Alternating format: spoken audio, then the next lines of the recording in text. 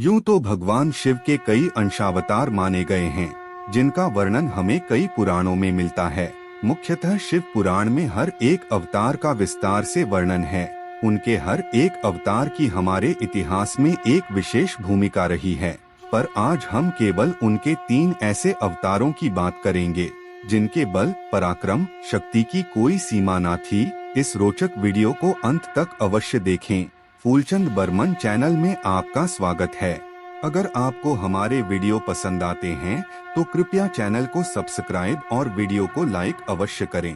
इससे हमें और भी अच्छा कार्य करने की प्रेरणा मिलती है। विभिन्न धर्म ग्रंथों से ली गई काल भैरव शिव महापुराण के श्री शतरुद्र संहिता अध्याय 8 के अनुसार, जब एक समय ब्रह्मा जी ने कटाक्ष करते हुए भगवान शिव को कुछ कटु वचन कहे तो उन वचनों को सुनकर भगवान शिव जी को क्रोध आ गया। उनके क्रोध से तत्काल ही एक पुरुष उत्पन्न हो गया। उसका नाम भैरव था।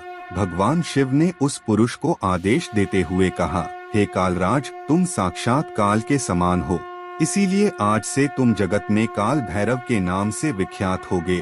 तुम ब्रह्मा का गर्व नष्ट करो और इस संसार का पालन करो। आज से मैं तुम्हें काशीपुरी का आधिपत्य प्रदान करता हूँ। वहाँ के पापियों को दंड देना तुम्हारा ही कार्य होगा।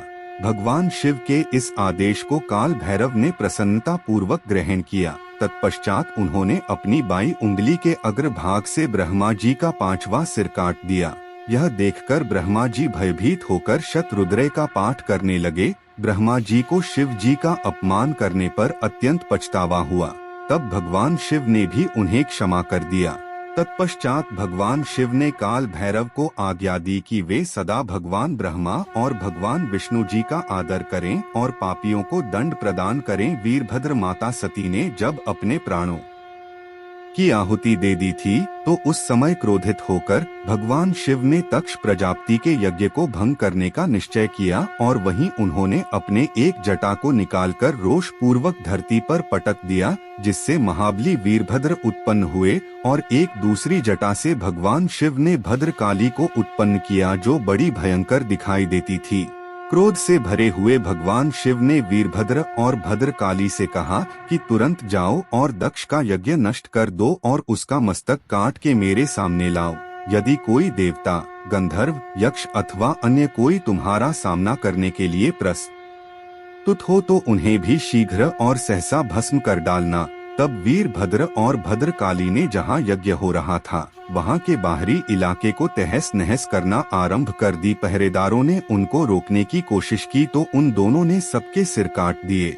जितने भी देव वहाँ उपस्थित थे उन्होंने यज्ञ की रक्षा करने का सोचा और अपने वाहनों पर सवार होकर वे सभी वीरभद्र और भद्रकाली को रोकने के लिए निकल पड़े। वीरभद्र ने वहाँ बोला कि तुम सभी इस दुष्ट के समर्थन में अंधे हो गए हो और तुम सभी भगवान शिव के अपराधी हो। वीरभद्र ने वहाँ भाग की आंखें निकाल ली, पूषण के दांत तो दिए और सरस्वती जी की नाक काट डाली। इनके साथ ही वरुण देव का छत्र भी नष्ट कर दिया और इंद्रदेव के वज्र को भी निष्क्रिय कर दिया।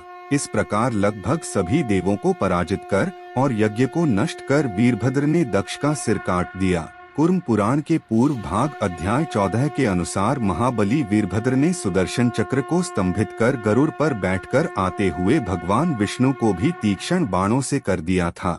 विभिन्न पुराणों में इस घटना का अलग अलग विवरण अवश्य मिलता है, परंतु हर एक पुराण में एक चीज अवश्य सामान्य है और वो है वीरभद्र के असीम बल का व्याख्यान। हनुमान भगवान राम के अश्वमेघ यज्ञ के दौरान, जब एक समय भगवान शिव और शत्रुघ्न के युद्ध के दौरान भगवान शिव द्वारा चलाए गए एक बाण से घायल होकर शत्रुघ्न मूर्छित होकर गिर पड़े थे। यह देखकर हनुमान जी स्वयं सहारकारी शिव जी से युद्ध करने को पहुँचे और वहां हनुमान जी भगवान शिव जी से बोले, रुद्र, आप राम भक्त का वध करने के लिए उद्यत होकर धर्म के प्रतिकूल आचरण कर रहे हो। मैंने तो वैदिक ऋषियों के मुख से सुना है कि आप सदैव श्री रघुनाथ जी का स्मरण करते हो, किंतु वे सभी बातें झूठी साबित हुई, इसीलिए मैं आपसे युद्ध करूंगा। भगवान शिव बोले, कपि श्रेष्ठ, तुम वीरों में प्रधान हो, तुमने जो कहा है वह सत्य है, किंतु मेरा भक्त वीर मणि उनके अश्व को ले आया और उस अश्व के रक्षक शत्रुघ्न इसके ऊपर चढ़ाए हैं। वीर मणि की भक्ति के वशीभूत होकर मैं उसकी रक्षा के लिए आया हूँ, क्योंकि भक्ति का अपना ही स्वरूप होता है। भगवान शिव के ऐसा कहने पर हनुमान जी ने एक बड़ी सी शिला उठाकर भगवान शिव के रथ पर दे मारी और वह रथ चूर चूर हो गया। शिव जी को रथहीन देखकर नंदी दौड़े आए और बोले, भगवान आप मेरी पीठ पर सवार हो जाइए। यह देखकर हनुमान जी को और भी क्रोध आया और उन्होंने एक शाल का वृक्ष उखाड़कर भगवान शिव की छाती पर चला दिया। उसकी चोट खाकर भगवान भूतनाथ ने एक तीखा शूल हाथ में लिया, जिसकी 3 शिखाएं थी। उस शूल को अपनी ओर आते हुए देख हनुमान जी ने बड़ी वेग से उस त्रिशूल को पकड़ लिया और उसे क्षण भर में तोड़ डाला। तब भगवान शिव ने तुरंत ही शक्ति हाथ में ली और उसे हनुमान जी पर छोड़ दिया, जो सीधा जाकर हनुमान जी की छाती में लगी। इससे हनुमान जी क्षण भर बड़े विकल रहे। फिर उस पीड़ा को सहकर हनुमान जी ने पुनः एक बड़ा सा पेट उखाड़कर शिव जी पर चला दिया। उसकी चोट से भगवान शिव के शरीर में लिपटे हुए नाग थर्रा उठे। इसके बाद भगवान शिव ने हनुमान जी पर मुसल चलाया। उस प्रहार को भी हनुमान जी बचा गए। हनुमान जी ने भी क्रोध में भरकर एक पर्वत लेकर शिव जी की ओर चला दिया। फिर दूसरी शिलाएं वृक्षों की बारिश आरंभ कर दी और भगवान शिव को अपनी पूंछ में लपेट लिया। इससे भगवान शिव व्याकुल तो हुए पर प्रसन्न होकर बोले, रघुनाथ जी की सेवा में रहने वाले भक्त प्रवर तुम धन्य हो। आज तुमने महान पराक्रम कर दिखाया है, इससे मुझे बड़ा संतोष हुआ है। हे वीर, तुम मुझसे कोई वर मांगे। इस वृतांत से ही ज्ञात हो जाता है कि देवादिदेव को युद्ध में संतुष्ट करने वाले वीर हनुमान कितने शक्तिशाली थे। जय शिव शंभो भोलेनाथ। आज के वीडियो में बस इतना ही। आशा करते हैं कि आपको हमारा यह वीडियो पसंद आया होगा। कृपया इसे लाइक और शेयर अवश्य करें। किसी भी प्रकार की त्रुटि के लिए आप सबसे याचना करते हुए आपसे निवेदन है कि प्रेम पूर्वक परमपिता परमात्मा को मन में धारण करें और बोले वैदिक